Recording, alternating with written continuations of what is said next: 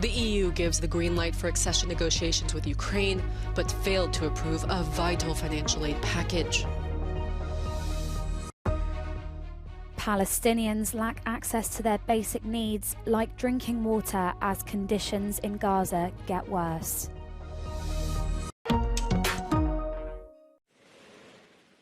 Mixed news for Ukraine on Thursday, as the European Union failed to agree on a €50 billion aid package for the war-torn country, but did open accession negotiations with Kyiv for it to join the bloc. The historic decision to start talks with Ukraine and neighboring Moldova comes after weeks of veto threats from Hungary. Supporting Kyiv was welcomed in Brussels as a symbolic step.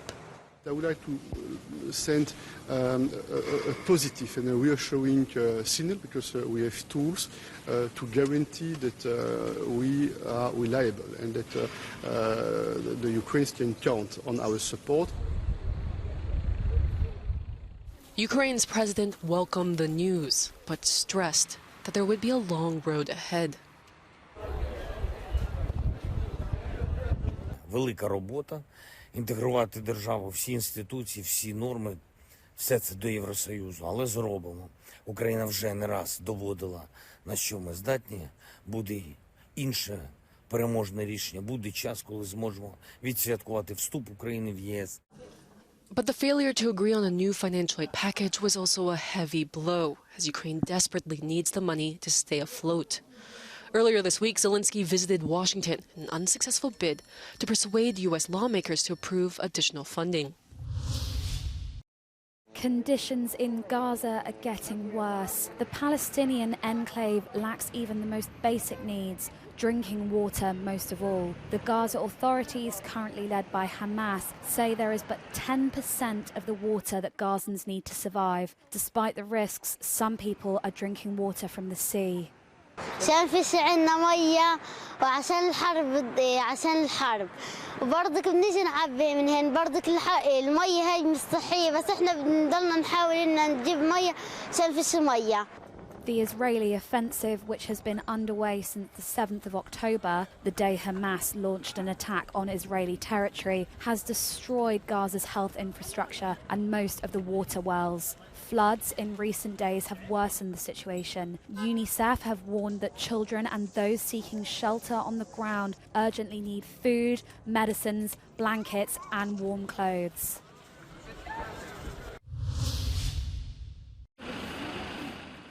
Serbia goes to the polls this Sunday in a key parliamentary election, the fifth in a decade.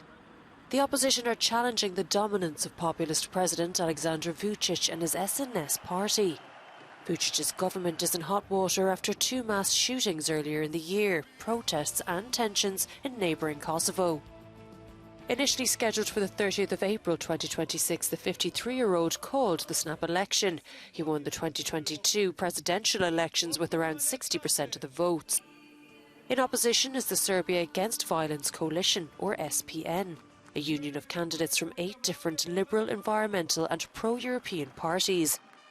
But according to the latest polls, the opposition might not secure enough ballots to get them over the line. If predictions are correct, the ruling party will get 40% of the vote, while the opposition coalition will come in second with around 26%. A moment of calm away from the trenches, accompanied by the sweet sounds of a fiddle. These are Ukrainian soldiers attending a concert performed by fellow troops at a recovery centre in the eastern Donetsk region. This unit has been fighting relentlessly for the city of Avdiivka. Some of these men are recovering from infections likely caused by hypothermia. Понравилось, що давно не чув там, як цивілізація, чи що, хто його. То завжди чи в окопах, чи десь в хаті живемо, що не людей, нікого не бачу. Та, звісно, як слухаєш музику, ти не думаєш про це. Є такі пісні, от, наприклад, що, чув, або ритм якийсь, щось, напоминає тобі про щось. Як от чоловік казав, наприклад, розказував. Воспоминання якісь там, хороші. Є, звісно. The show concluded with a special guest, Daniela Zayushkina, the lead vocalist from the indie rock band Vivian Mort from Kyiv.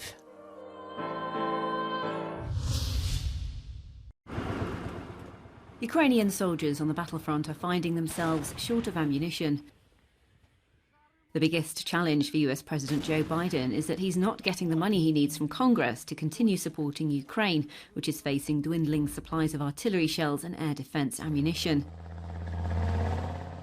Deliveries from Europe have also fallen dramatically.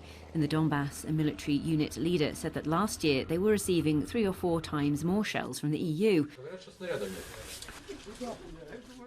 The soldiers are taking part in a war with no end in sight, but are having to undergo a period of restraint.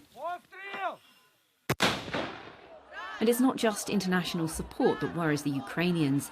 In Kyiv, hundreds of people demonstrated on Thursday to demand more support for the country's armed forces. They want the authorities to prioritise spending on the war effort at a time when family and friends are dying on the front line. Finland says it will reseal its entire eastern border starting at 8 p.m. on Friday due to an ongoing influx of migrants at 2 crossing points on its frontier with Russia that were temporarily reopened early on Thursday. Local authorities say that more than 70 migrants without proper documentation or visas had arrived at the 2 checkpoints by Thursday evening, with the number predicted to increase rapidly. Helsinki has accused Moscow of orchestrating an influx of asylum seekers in what it's called an act of hybrid warfare. Polish President Andrzej Duda attended a Hanukkah celebration in Parliament on Tuesday, joined by Polish politicians and Jewish community members who lit candles on the last night of the Jewish festival. It was a show of solidarity for the Jewish community after a far-right lawmaker, Grzegorz Braun, earlier this week used a fire extinguisher to put out burning candles on a menorah. Polish prosecutors say they have opened an investigation into the incident. 2 leading human rights groups have accused Greek authorities of failing to properly investigate the deaths of hundreds of migrants who drowned when their overcrowded boat sank off the coast of southern Greece last June. In a joint report, Human Rights Watch and Amnesty International said little meaningful progress has been made in examining allegations that a rescue mission was delayed and mishandled. About 750 people were crammed into a rusty fishing trawler travelling from Libya to Italy. 104 people were rescued and 82 bodies were recovered. A 17-year-old British boy who went missing in 2017 and was found this week in southern France is set to be repatriated to England in the coming days. Alex Batty disappeared when he was just 11 years old during a vacation in Spain with his mother and grandfather. His grandmother, who was his legal guardian at the time, believed that he had been taken to live in a spiritual community in Morocco, and that his mother did not want him to go to school. Batty's mother and grandfather are wanted in connection with his abduction. Their whereabouts are unknown.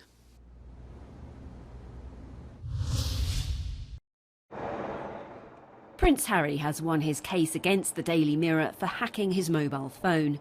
Harry will receive compensation of almost €165,000 for 15 of the 33 newspaper articles at issue in the trial. The High Court Judge Timothy Fancourt ruled that this type of practice had been widespread and habitual at Mirror Group newspapers for many years. Private detectives were an integral part of the system of illegal information gathering. The judge said that newspaper executives were aware of the practice and covered it up. This is the first of several lawsuits that the youngest son of King Charles III has started against British tabloids.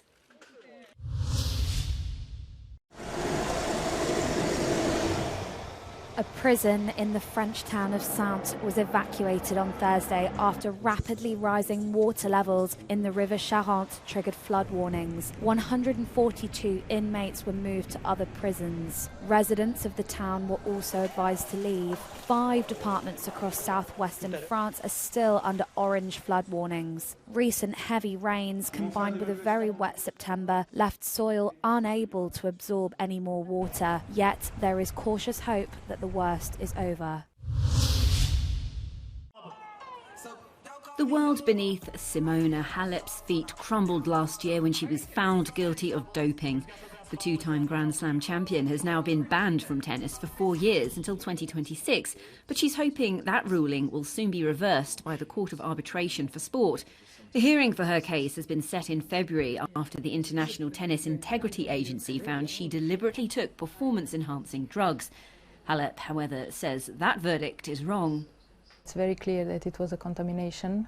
3 days before the positive urine test, I was negative blood and urine. So I've been told at the beginning that it's extremely low quantity of this substance, banned substance, and in those 3 days I could not have doped. It was not my intention and never has been the intention to do something wrong or something disrespectful to this sport, because I have respected everything and I dedicated my life. My principles are not like this, so I didn't think to cheat in tennis. There was another twist in the tale last month when a high-profile coach, Patrick Mouratoglou, admitted after a year's silence that his technical team were to blame for giving Halep a contaminated substance. She's expressed great relief about the revelation, as it may prove to be crucial for her return to court. That's why you hire people, because you need information, you need to be better. So I always trusted this, and my trust is broken a little bit right now.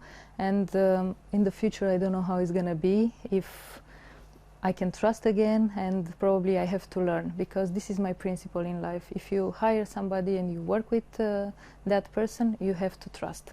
Why do you think it took him so long to...